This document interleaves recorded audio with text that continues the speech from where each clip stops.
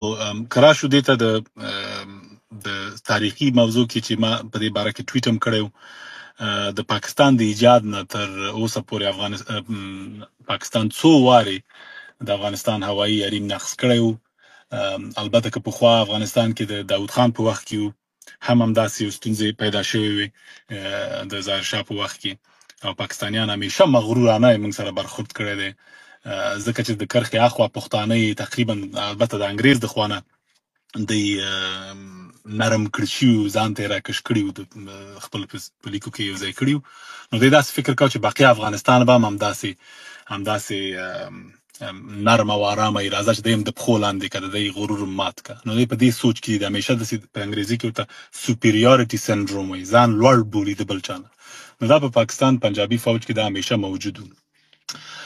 رابطو چې څنګه دا ځل واقعا د تاریخي چې زه ډېر تاریخي کتابونه مطالعه کوم چې داسې ځواب ورته نه ورکړل شوی، ولې دلایل یې څه او څنګه وشو، زه په دې باره کې غواړم خبره وکړم. که په نظامي کې یو شي ته یو پرنسیپ یا اصول ته په نوم د سپید او سپرایز، یعنی سرعت او حیرانول وایي، چې ما په دې کې ولیدل د افغانستان له خوا نه. البته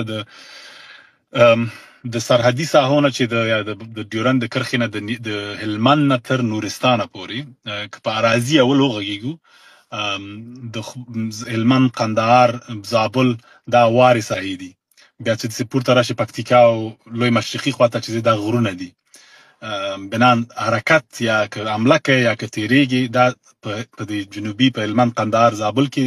اسانه دي نسبت د دې چې کونړ، نورستان، پکتیکا کې غرونه سخت دي. البته که فاصله درته په سترګه نږدې ښکاره شي، ولې ورتګ هلته ختل کته کېدل هلته سختي لري. او په دې لحاظ په دې خاطر چې کله ما وکتل د حمله، البته ډېر دوامداره مې چې ویډیوګانې او خبرې او بحثونه پې کېدل، ما خپل تحلیل کوه ځکه بلد یم په اساحو کې. نو د مشرقي او د پکتیا ځوانانو چې هلته